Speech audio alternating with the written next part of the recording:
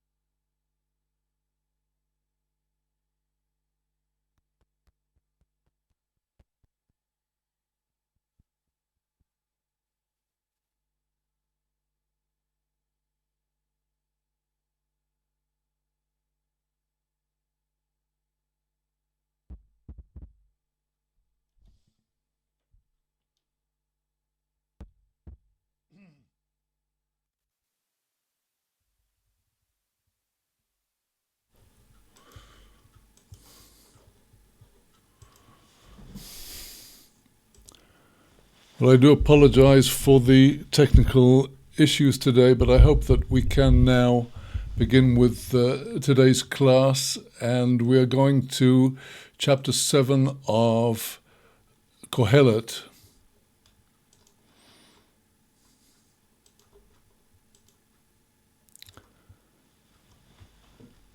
Shalom. Today, the 21st day of the month of Shevat of the year 5780.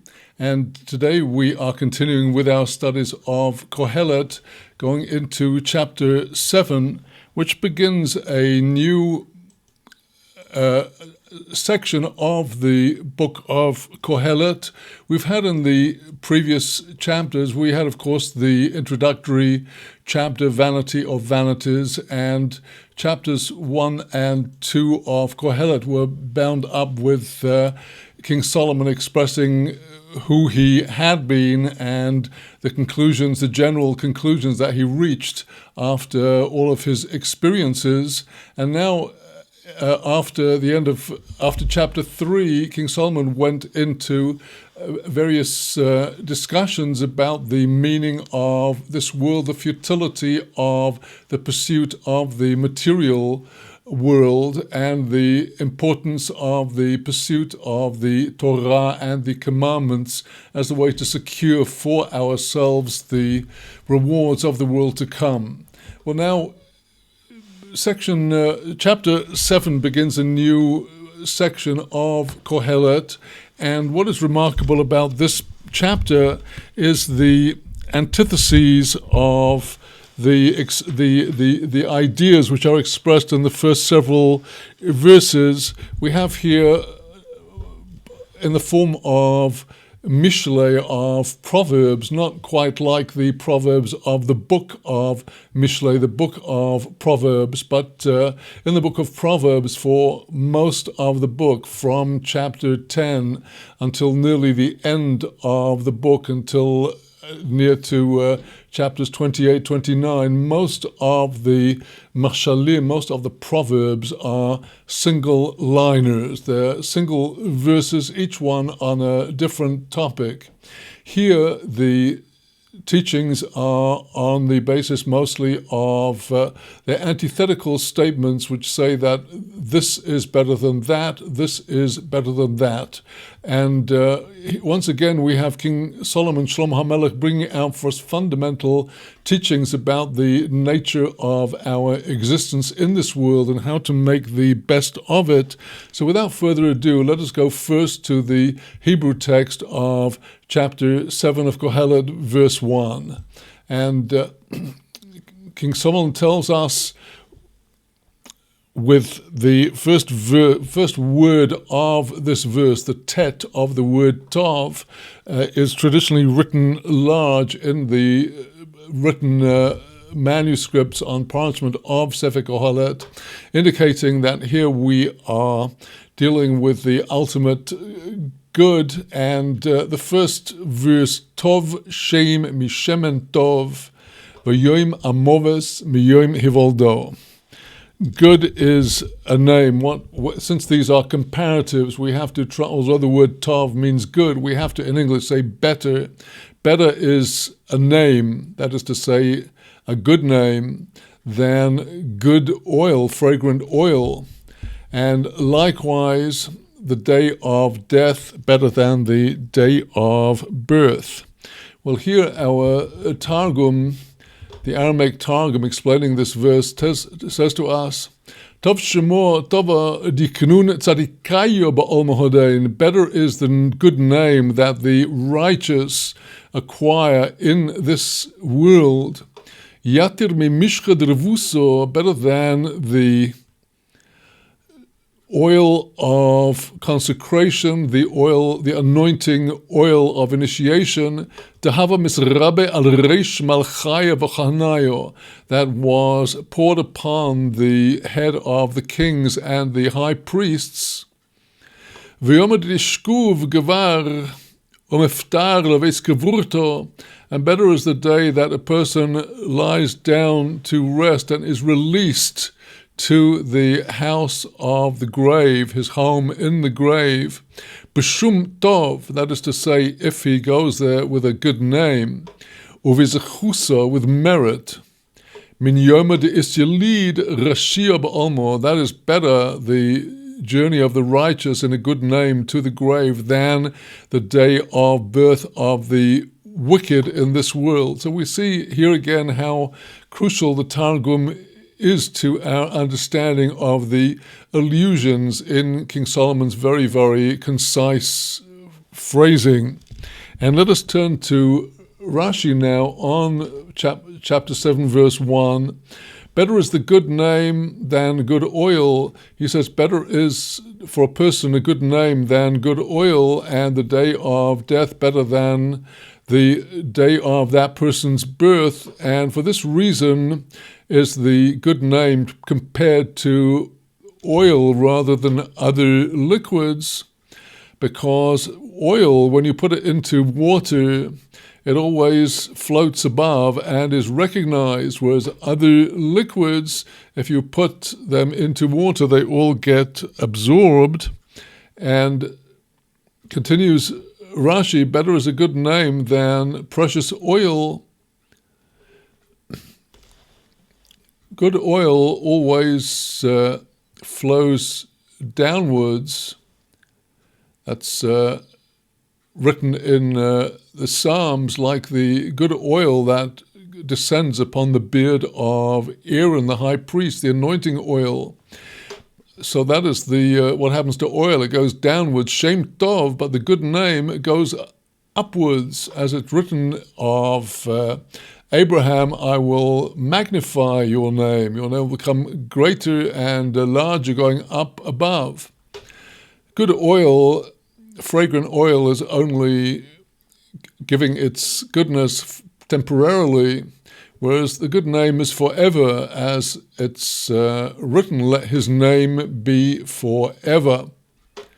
Good oil goes from the entry hall into the main banqueting hall, perhaps, but doesn't go any further.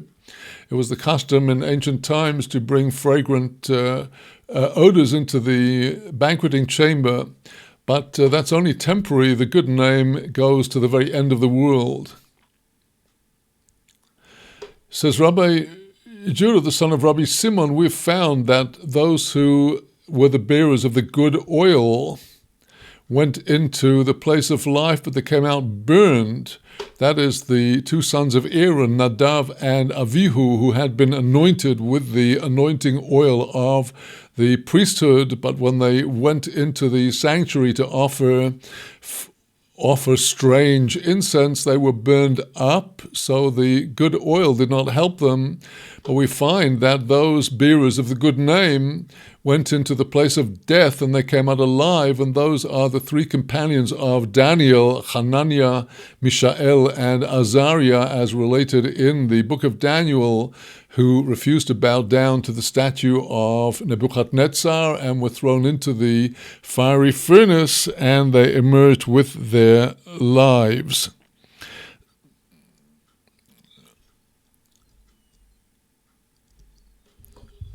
So now we go to verse 2, which is in a similar vein, all these very existential pieces of advice. Tov loleches el beis evil, mileches el beis mishte. Better to go to the house of mourning than it is to go to the place of a banquet.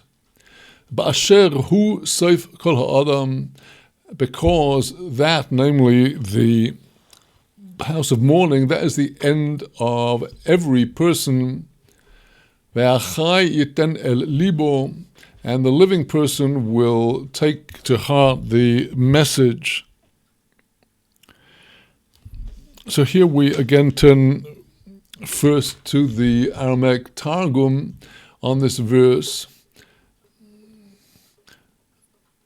and Targum explains, better to go to a person who is in mourning, to give that person comfort. That's the reason for going to the house of mourning, to give the person comfort, rather than to go to the place, the house of a banquet of wine, where all of the people there are mocking and scorning.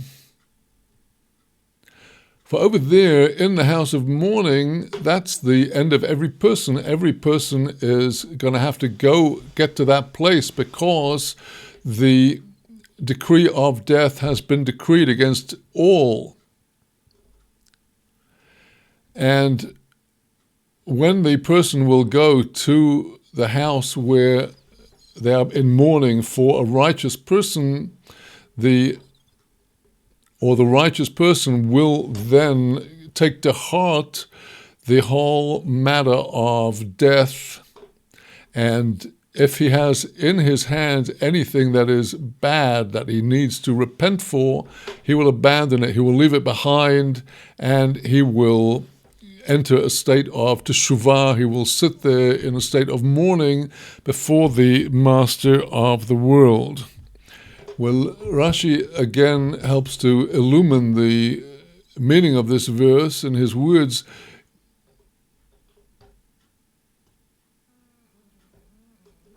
Better to go to the house of mourning, because this is something that applies to both the living and the dead. There are people in the house of mourning that are in mourning, and we're also paying our respects to the soul of the person in the house of mourning, that soul actually dwelling in the house of mourning for the whole week of the Shiv'ah, the 7 days of mourning. And Rashi explains, because Ba'asher hu seif kol ha'adam, that's the end of everybody. Because mourning, that is the end of every person. The end of every person is that they're going to come to this state, and therefore the living will take this to heart.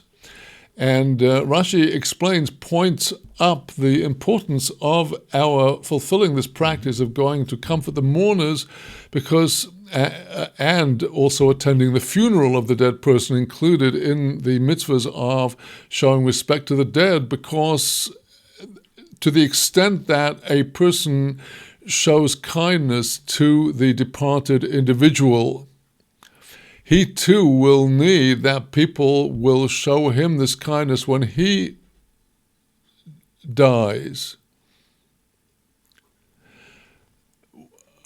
Over the person, when somebody has raised his voice in weeping over a departed individual, others will then raise their voices in mourning over him. When this person will speak words of praise in memory of the departed person, others will also eulogize him. If he raises his voice in weeping, they will raise their voice in weeping for him. If he bears the coffin of the departed person, others will bear him when his time comes. And if he will mourn the dead person, he will eulogize. They will eulogize him. If he has accompanied the a dead person at their funeral, others will accompany him when his time comes. And Rashi again adds another interpretation. Ba'asher hu sev kol ha'adam. This is the end of everybody. The death is the end of the days of the person in this world. And if you will not now go and show kindness to this departed individual, if you will not attend his funeral, you'll never have the opportunity to do that again, because that's the end. However, when it comes to the house of banqueting, if they invited him and he failed to go, he'll always be able to say, well, eventually you will give birth to a son, and then I'll be able to come and celebrate with you. You will eventually come to the time of the wedding of your child, and I will there be with you. And the living will give their heart to these matters. So now coming to the Hebrew verse 3,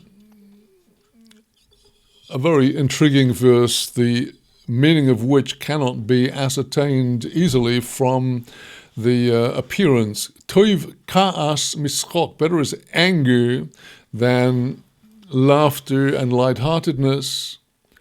Kivareya ponim yitav lev, for through the bad or sadness of the face, there will be benefit to the heart. The heart will be in a state of goodness. Well, here we most certainly do need our Meforshim, our commentators, to give us a handle on, because normally we would think that anger is not a positive attribute. So first let's start with the Targum on verse 3. Good is the anger that the master of the world shows to the tzaddikim, the righteous in this world. In other words, it's good for the righteous when God is showing them a severe face, better than min choicho dehu machoich im reshiayo, better than the laughter that he displays, laughing with and smiling at the wicked. Arum avoshus ape shrinta ose betzurta franusa bealmo, because with the bad face that God may show to the righteous, with the outward face of the wicked, Asi Batsurto, there may come a drought and a consequent famine. Upuranuso, there'll be evil decrees in the world. Begin le'oitovo lev tzadikayo, the purpose is to improve the heart of the righteous. In other words, to spur them into action. And they will need to pray before God. There's a signal when they see the wrath of God that they need to pray to God to show mercy upon them. Well, now on the same verse, let us look at Rashi.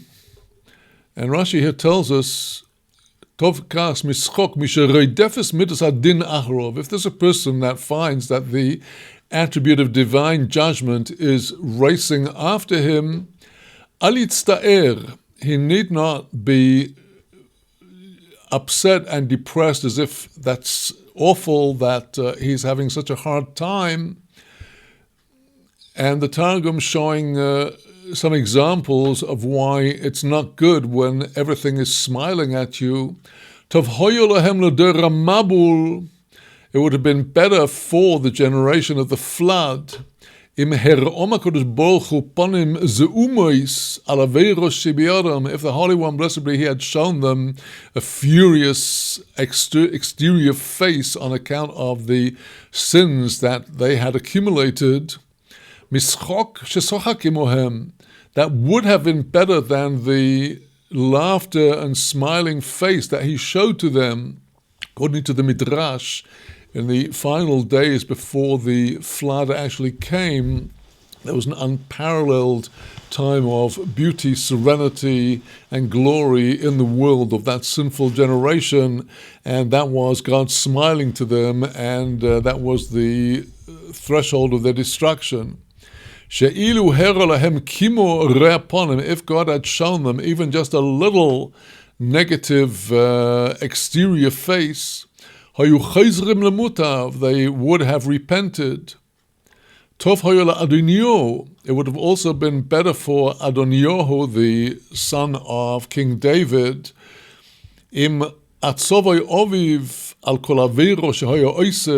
if his father David had taken him to task, had disciplined himself over every sin that he did, rather than mischok sheherale, rather than the smiling face that King David showed him. Uvasof neherag olav, and in the end, Adoniyahu was killed on account of this. This is when, at the end of King David's reign, as is related in the opening chapter of First Book of Kings, Adoniyahu rebelled against the coming kingship of King Solomon, and as a result of this, it was decreed that he would have to be killed, as indeed happened, as related later on in Book of Kings, chapter 1. And all of that would actually, if God shows the fierce, severe face, that would cause people to repent. Well, now, Metzudat David on this verse 3 explains again, Tov kas, im yechte lechaver, Metzudas takes in a different direction. Im yechte lechaveroi, v'zeh mare lo kas, if a person does something wrong against a friend and the friend shows anger, that would be better than if he were to show him a laughing, friendly face. Because in showing him an angry face, that is how the hurt friend's anger will actually rest. And he will start getting to feel better. He will not feel any need to take further vengeance. That is the way nature is. But if one's friend shows one a smiling face after one has done something to hurt the friend, that is a good sign. The hatred is buried there in that person's friend. He will not show mercy on the day of vengeance when the opportunity arises for that person, the wounded person, to take revenge. Going now to the Hebrew text of verse 4 of our chapter 7. The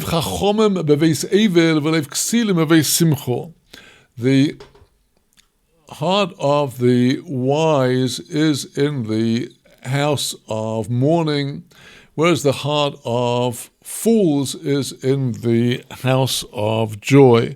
Again, this seems to be covering a similar ground to the verses we've had earlier in this chapter, but Targum Onkelos takes this verse in a different direction. Libahaina de Chachamayo, the hearts of the wise, Ogen Onein al Churban Beis Mukdasho, they're in a state of aninus, a state of severe mourning over the destruction of the temple. That is the house over the house of mourning in this verse, according to Targum. V'otziv al golus Beis Yisrael, they're also depressed and saddened over the exile of the house of Israel. Whereas the heart of fools is in the celebration in their house of scoffing and mocking. They are eating and drinking and treating themselves to every kind of luxury and pampering. But they don't pay attention at all to the suffering of their chaverim, the others who are in a much more difficult situation.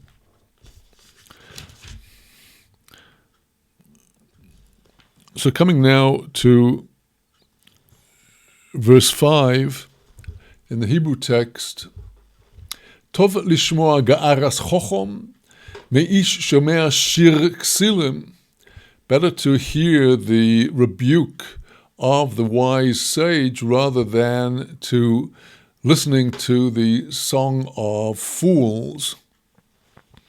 Well, here,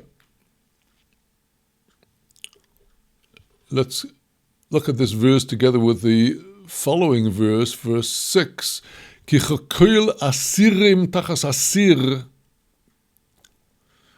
because just like the sound of the nettles under the pot, if you had a pot on a fire and you put a whole lot of dried nettles under there, as they take fire, they will crackle, and kin schok aksil kamze ovel, this crackling of the nettles as they disappear into eternal oblivion, so is the empty laughter of the fool, and this too is vanity. If you look at most of the wider secular world today, you see that all the celebrities, all the leaders, all the politicians always feel they must be photographed laughing and smiling, and perhaps this is the laughter of the fool which is being spoken about here. Well, now,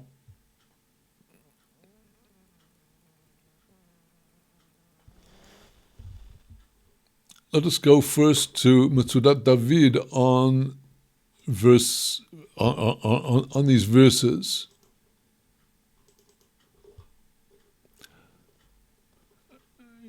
On verse 5, Tov lishmoa, better to hear the voice of reproof. Yosef Tov lishmoa garas nezifo min hachochom, better to hear the rebuke, the rejection and the rebuke of the wise person, even though it may send terror and fear into one's heart.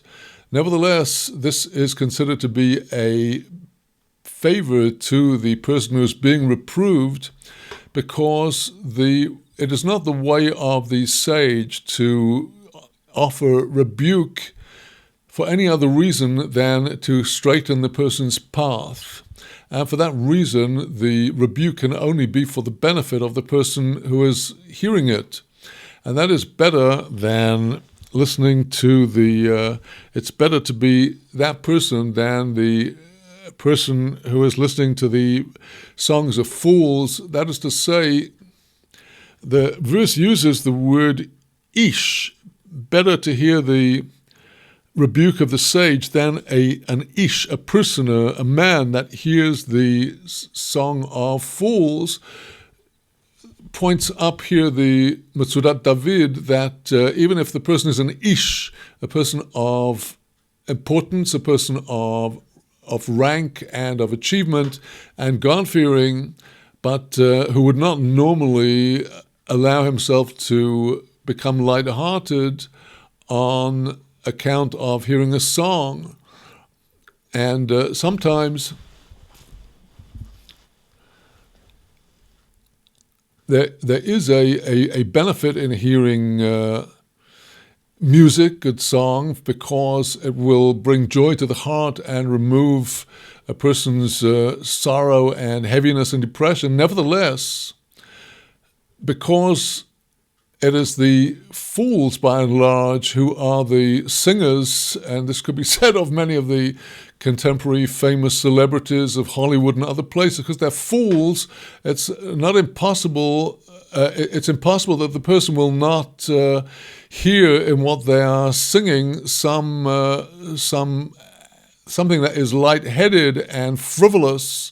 And this is likely to bring into the heart even of the sage some frivolous lightheartedness, which is not good for the sage, and continues the Metzudat on verse 6, explaining how this laughter of the fools is like the crackling of the nettles, just like the sound of the burning of the nettles under the pot, and they make this sound of crackling and cause the pot to rattle, and all the sounds are not at all even and proper in the way that would come from a good musical instrument. So too is the laughter that accompanies the joy of the song of the fool, because it will not bring forth a song that is constructed according to true joyous song. Mixed in will be frivolity and licentiousness, which will be of no benefit, and this too is vanity. And for that reason, even if there is something good in the song, because it brings some joy to the heart and does remove a person's sorrow, nevertheless, because there is this frivolity and lightheartedness in it, it is like to have bad effects. Now we come to verse 7 of the Hebrew text.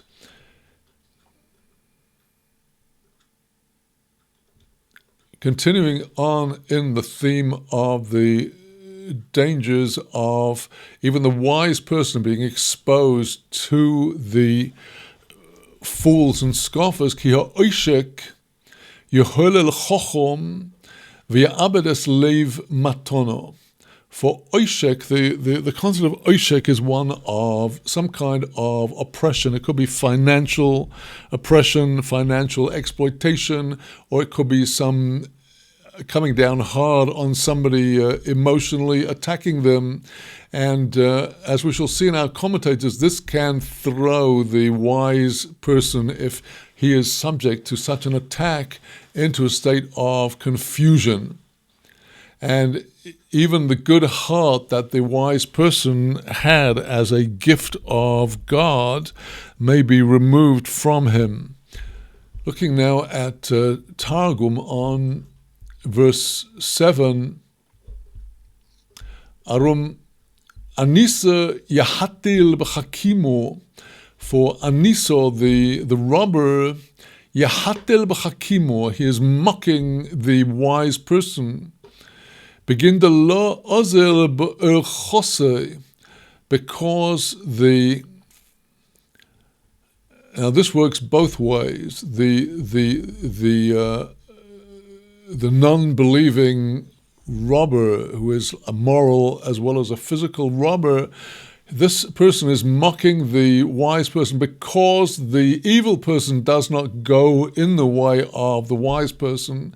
And for that reason, the evil person feels necessary to undermine the wise person's moral pathway, and through doing so, he because he does not go in the ways of the wise man, and the wise man does not go in his ways, this can actually, through the evil words of the wicked person, he can actually destroy and undermine the wisdom in the heart of the wise person, the wisdom that was given to him from heaven. And in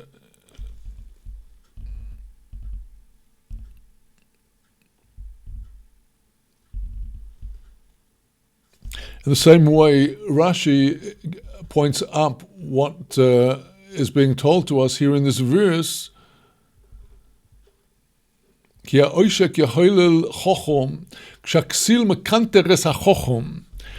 the fool is taunting and provoking the sage, he can throw the wise man into confusion. People have to be on guard against this. We live in a very dangerous world. The wise person can also stumble. And Rashi brings us examples. The Dosneva Aviram, those two in Egypt who were constantly trying to trip up Moses, they, in the end of the first portion of the book of Exodus, Parashas Shemois, towards the end, they're the ones who come and complain, ever since you went into Pharaoh, things got worse for us. And this itself caused Moses to have to return to God and say, why have you made things bad for this people? Which was not a proper thing for Moses to say. And likewise, at the time of the rebellion of Korach and other occasions when Moses lost his cool momentarily, his wisdom was taken from him. The wisdom that God had given him was temporarily withdrawn from him. Now, continuing to verse 8 in our Hebrew text, Toiv aris tovo mireishisoi, toiv erech ruach megava ruach. Better is the end of a matter than its beginning, and better is the long breath of patience than to have a haughty spirit, an elevated spirit.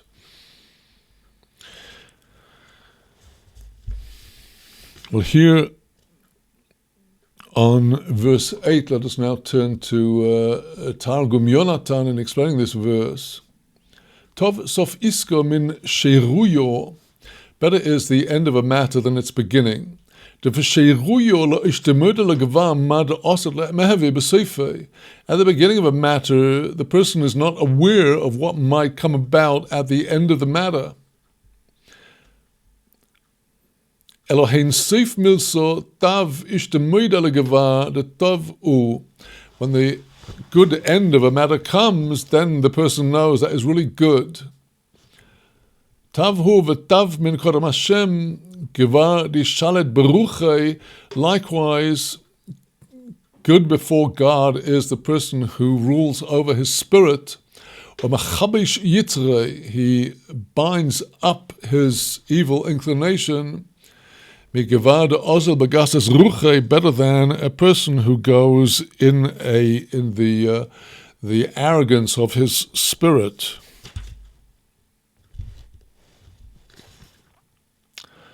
We're now coming to the Metzudat David interpretation of this very important verse. Better is the end of a matter than the beginning. He's saying here that just like the end of some matter is better than the beginning, because at the beginning we don't know what's going to happen, but at the end of the matter we know everything already, so too it is better for a person to be patient and not be in a hurry to get into arguments.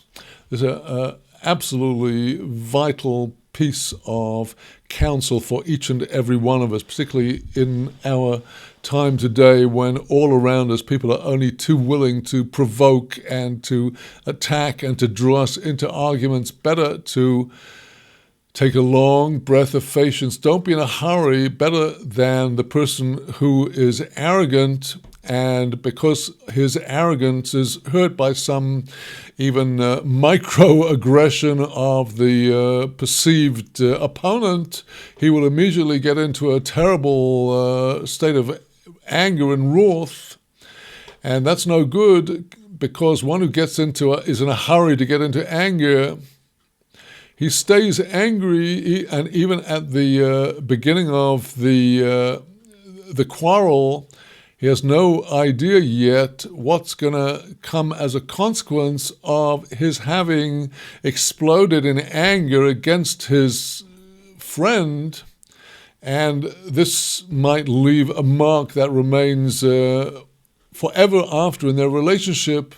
Whereas if he had only been patient and taken a long, deep breath, the quarrel would have sunk down and it would all be over and finished.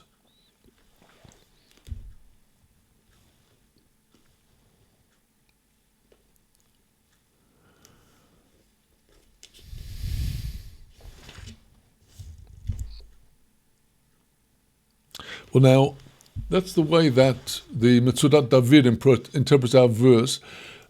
Targum goes in a quite different direction, talking not about interpersonal relationships in our lives in this world, but rather our relationship with God. Once again, on this verse 9, on verse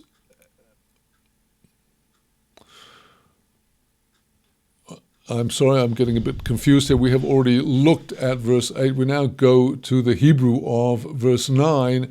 The Hebrew text, apparently running on from the previous verse, Al tevahel beruchacho lichos, don't be in a hurry to get into anger. Kichas bechik silim yonuach, because anger resides in the chest of the fools. Well, this again seems to be another way of putting a point that we already heard just earlier, a moment ago, not to get angry at the end of the previous verse, the end of verse 8, better patience than an arrogant spirit, and don't allow your spirit to be quickly angered, because anger dwells in the chest of the fools. So now, looking here on Targum, on verse 9. Oveiden desesi aloch echachto min shmayo. But at a time when there comes out against you reproof from heaven, Lo sevahil benafshoch lemirtach. Don't be in a hurry in your mind and your inner soul and feelings to get into a boiling anger. Ulemema piskomi sorvanuso klapi shemaya. And don't say words of rebellion against heaven. This is somewhat reminiscent of the flaw of Job, that he raised questions about the propriety of the treatment he was receiving from heaven. He says, don't do that. In ant sovil yishtevekloch chayvoch, because if you will only be patient and not rebel against what God is sending to you, your sin will be forgiven.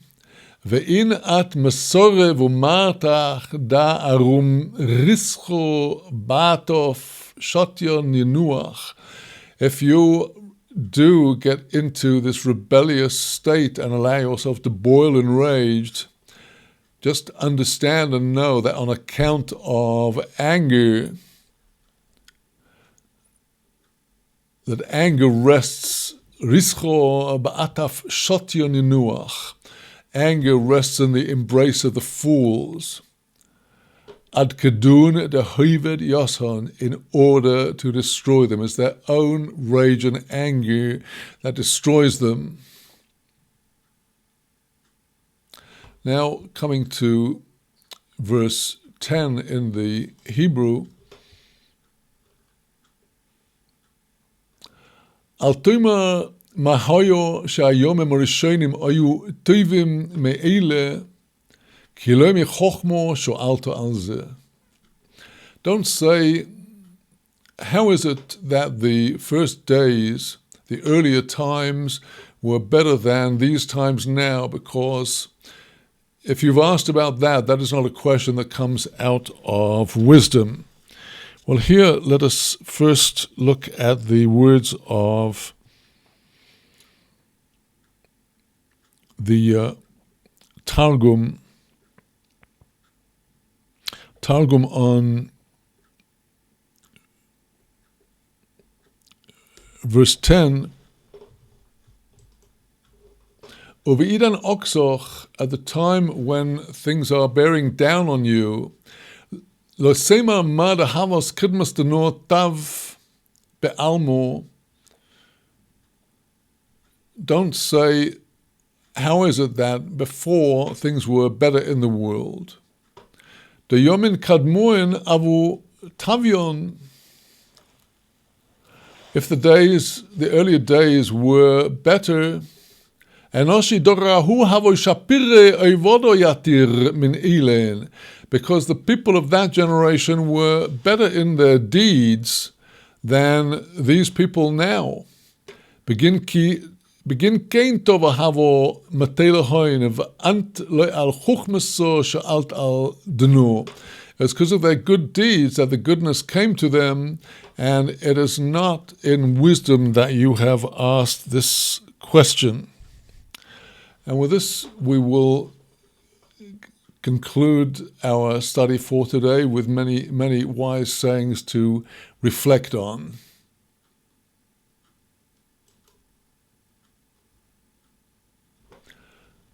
So, my dear friends, we will now we'll now conclude today's class. And with the help of God, I hope to be back with you in just a few minutes with the weekly Shavua Tov, which today I'll be speaking about a very complex and elaborate and intricate parasha of the coming week, the portion of Mishpatim, and how we can come to terms and grapple with the many, many details in this parasha. With that, my dear friends, shalom for now from Yerushalayim. I hope to be back in just a few minutes on the next hour.